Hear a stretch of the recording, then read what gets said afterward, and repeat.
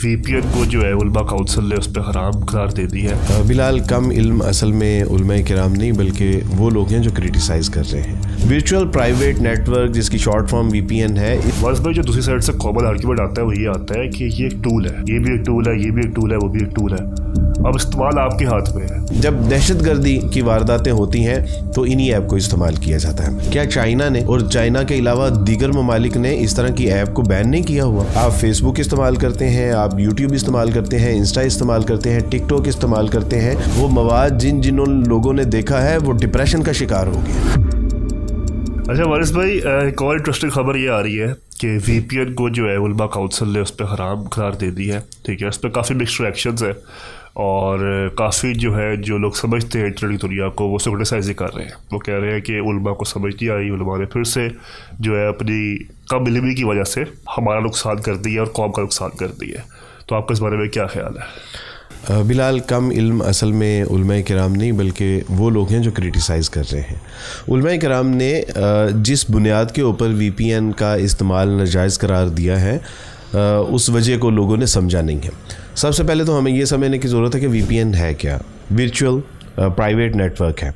Virtual private network जिसकी short form VPN है, इसको जब आप इस्तेमाल करते हैं और जब आप इसको इस्तेमाल कर रहे होते हैं तो आपकी आइडेंटिटी हाइड हो जाती है, आपकी शनाख्त बिल्कुल गायब हो जाती है। कुछ पता नहीं है कि इसको कौन इस्तेमाल कर रहा है। अब आप किसी भी जगह से बैठ के जब इस नेटवर्क के ज़रिए यानी VPN के ज़रिए आप फेसबुक इस्तेमाल करते हैं, आप यूट्यूब इस्तेमाल करते हैं, इंस्टा इस्तेमाल करते हैं, टिकटॉक इस्तेमाल करते हैं, आप जो है वो एक्स इस्तेमाल करते हैं, व्हाट्सएप इस्तेमाल करते हैं, तो इस ऐप के ज़रिए जब आप इन दीगर ऐप को इस्तेमाल करते हैं तो मुझे कुछ नज़र नहीं आ रहा कि इसको बिलाल इस्तेमाल कर रहा है, इसको अब्दुल वारिस इस्तेमाल कर रहा है, इसको अरबाज इस्तेमाल कर रहा है, इसको मतीन इस्तेमाल कर रहा है, कुछ पता नहीं चलेगा। अब इसी के ज़रिए जब दहशतगर्दी की वारदातें होती हैं तो इन्हीं ऐप को इस्तेमाल किया जाता है। मुल्की सालमियत को नुकसान पहुँचाने के हवाले से जब कोई कार्रवाई की जाती है तो इसी ऐप को इस्तेमाल किया जाता है। किसी को क्रिटिसाइज़ करने के लिए, किसी के ख़िलाफ़ प्रोपेगेंडा इस्तेमाल करने के लिए जब अपना एक्टिविटी की जाती है तो इन्हीं ऐप को इस्तेमाल की जाती है। यहाँ तक तो हमारा मौजू नहीं था। हमारा जो असल मौजू था, ये जो उलमाए किराम का मौजू था, ये जिस वजह से उलमाए किराम ने इस ऐप का इस्तेमाल नाजायज़ करार दिया है और इसको कहा है कि जी इसका इस्तेमाल नहीं होना चाहिए और पाकिस्तान में इसको बैन होना चाहिए, उसकी बुनियादी वजह यह है कि इसके ज़रिए से ब्लास्फेमी का इक़दाम किया जा रहा है। यानी अल्लाह सुब्हानहू व तआला, रसूलुल्लाह सल्लल्लाहु अलैहि वसल्लम किताबुल्लाह को लेके और इस्लाम की मुक़द्दस हस्ती और शख्सियात को लेके ब्लास्फेमी की जा रही है और इस हद तक ब्लास्फेमी और गंदे तरीके से ब्लास्फेमी की जा रही है आप उसका तसव्वुर भी नहीं कर सकते।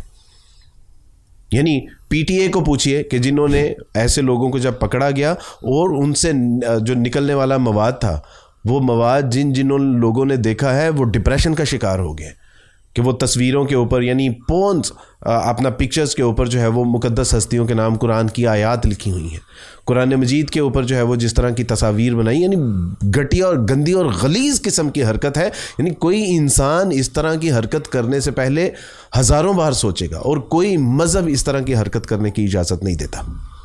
ये इस तरह की एक्टिविटी हो रही थी।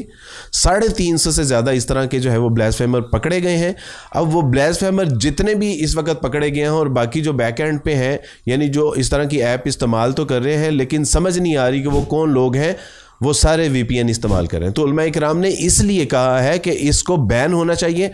अब आपके पेश नज़र एक सवाल होगा कि अब्दुल वारिस भाई, अगर इसको यानी इस्तेमाल ना करें और ये तो हमारी मजबूरी है, कितने लोग हैं कि जो इसके ज़रिए जिनका रोज़गार जो है वो जुड़ा हुआ है, कितने लोग हैं कि जो इसके ज़रिए तालीम व तरबियत जो है वो हासिल कर रहे हैं, तो क्या करें?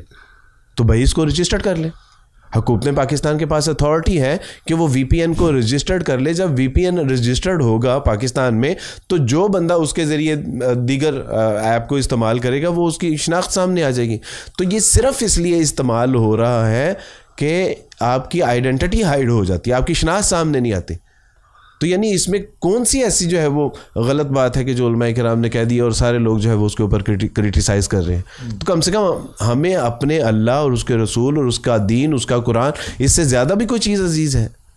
तो मेरा ख्याल है कि उन लोगों को ज़रा थोड़ा सा एहसास करना चाहिए, होश के नाखून लेने चाहिए कि अगर वो उलमाए किराम ब्लास्फेमी को पेश नज़र रखते हुए इस ऐप की जो है वो मुखालफत कर रहे हैं और वो कह रहे हैं कि या तो इसको बंद करें या इसको जो है वो रजिस्टर्ड करें, ताकि जो शख्स इसको इस्तेमाल करके गैर अखलाकी, गैर कानूनी और गैर आइनी हरकत व सकनात में मुब्तला होता है तो कम से कम जो है वो उसकी शनाख्त सामने आनी चाहिए। वारिस भाई, जो दूसरी साइड से कॉमन आर्ग्यूमेंट आता है वो ये आता है कि ये एक टूल है, ये भी एक टूल है, ये भी एक टूल है, वो भी एक टूल है, अब इस्तेमाल आपके हाथ में है।